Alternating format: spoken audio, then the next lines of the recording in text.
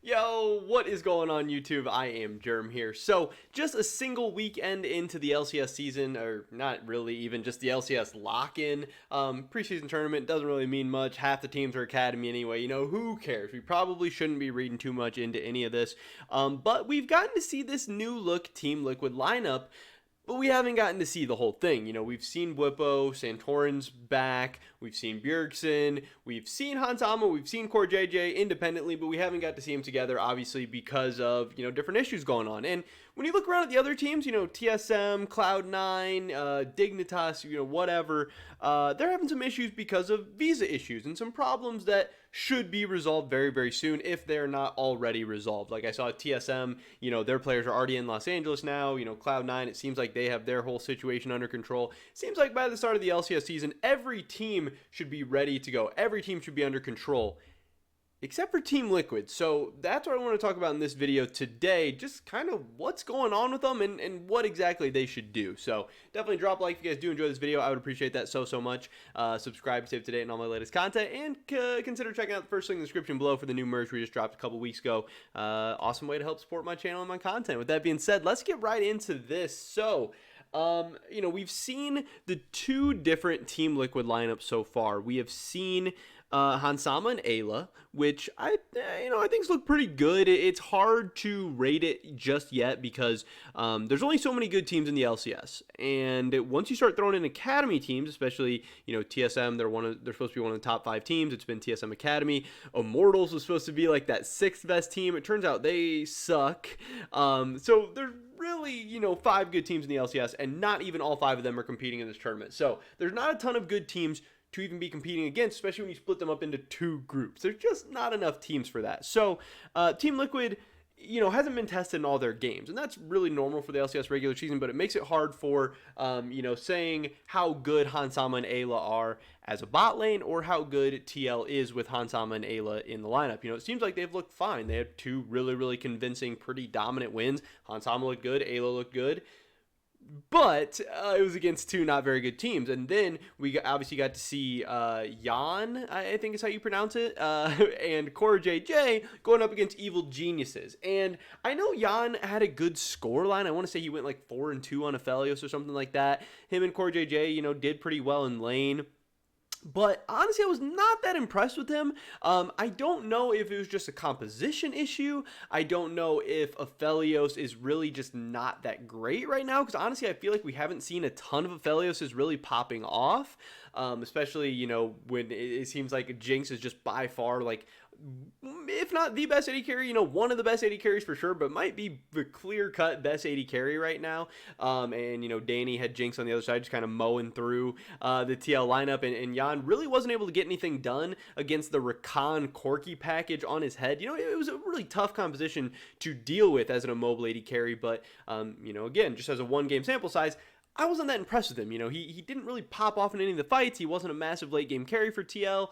They kind of got to team fights, lost a couple team fights, and then the game was over.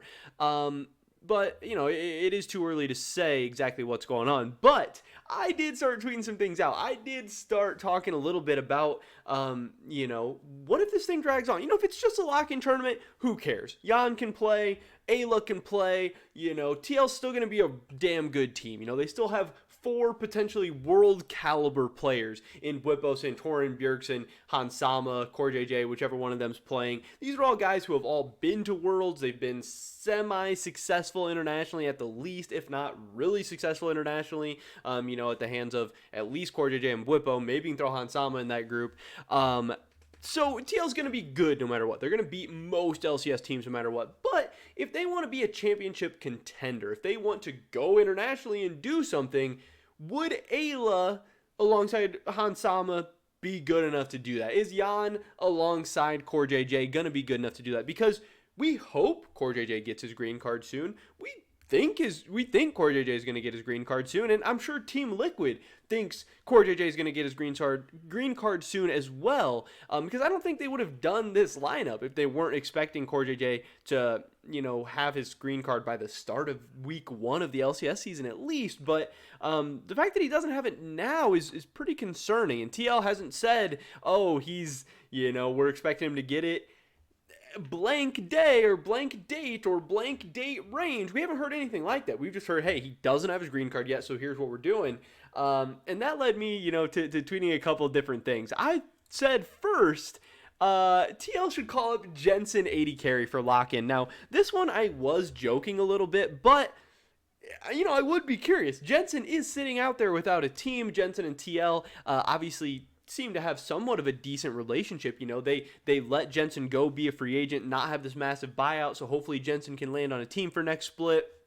But right now he's not doing anything. He's streaming a little bit, grinding solo queue a little bit. He's saying he's not retiring. He wants to return to pro play. And we know that there was rumors thrown around about Jensen potentially role swapping to 80 carry this past offseason. Now, what we heard is that behind the scenes, it didn't go very well. He wasn't really doing well in scrims. They didn't think it was going to work out. They didn't think it was the direction they wanted to go. Is that true? We don't know. That was just some rumors that we heard. That could be true. We don't know for sure. It also could be true that, hey, Hansama was an option and we could go get him, and Hansama is probably a better 80 carry than Jensen, especially, the first year, the first split, whatever, that he's going to be role swapping. And if Hansama is available and Core JJ is going to be getting his green card, you probably do that over Jensen 80 carry. But now some things have changed. Maybe, again, who knows how long Core JJ is going to take to get this green card. Maybe Jensen becomes another option for this team. Maybe Jensen would be better than Jan. I don't know. Now, again, is Jan probably a better 80 carry? Yes, and that can give you some good things, but I would assume Jensen's an overall better player, as far as like competitive League of Legends at a very high level, knowing how to win games, being in the right place at the right times, positioning, all that stuff. So maybe, Jensen 80 carry is worth another look. But the name I keep coming back to that I think is even more interesting, I tweeted out TL should call up DL for lock-in. And to me, this is so interesting because, again, we didn't see Doublelift at all last season. The last time we saw him was with TSM in 2020. And the last time we saw him was, going 0-6 at Worlds. But just previous to that, we saw him winning the LCS championship in 2020. The guy with, I believe, the most LCS championships of all time went out with another one. He didn't play all that great, but, he seems to be reinvigorated. He seems to be re-excited. He was trying to get on teams again this past offseason. We know that Doublelift has at least a decent relationship with TL. He speaks very highly of them. He speaks well of them. He seems to really like Steve a lot. He loved playing for the organization. Him and Core JJ have a great relationship. Him and Bjergsen have a great relationship. Again, obviously he got kicked, sold off from the team, whatever. But that was, 2-3 years ago at this point. I think 2 years ago. And maybe it's time for them to come back together because, again, yes, he has sat out a little bit. Maybe he's a little bit rusty. Maybe he wasn't that good when he left. But again, would he be better for this team right now than Jan? I don't know. Now, I don't think Doublelift would come back just for a couple of weeks just to sub in for a team or anything like that. I think if Doublelift is coming back, he's gonna want them to make it worth his time and get paid correctly and all that stuff. And he's not just gonna want to play for a couple weeks in regular season. This guy wants to play for titles, play for international competition, play for Worlds, all that. So I think Doublelift would only really be an option if Core JJ has extended green card issues, which, again, we haven't really heard much from TL. We don't know, but I suspect that could be a possibility because, why does he not have it yet? What's going on? Is there delays because of coronavirus, pandemic, quarantine-related stuff? Is there just a delay in the thing overall? Were they just wrong on their timeline? Did something happen? Was there an error? Was there, delays? Was there a rejection, concern? What exactly is going on? This is all a very, very complicated, weird issue that nobody really knows the answers to. But again, the other teams having visa issues, that stuff is going to get sorted out. The visas are in place or are in application. They're going to get those working visas. But this green card situation is a whole different thing. That's like a whole different bucket.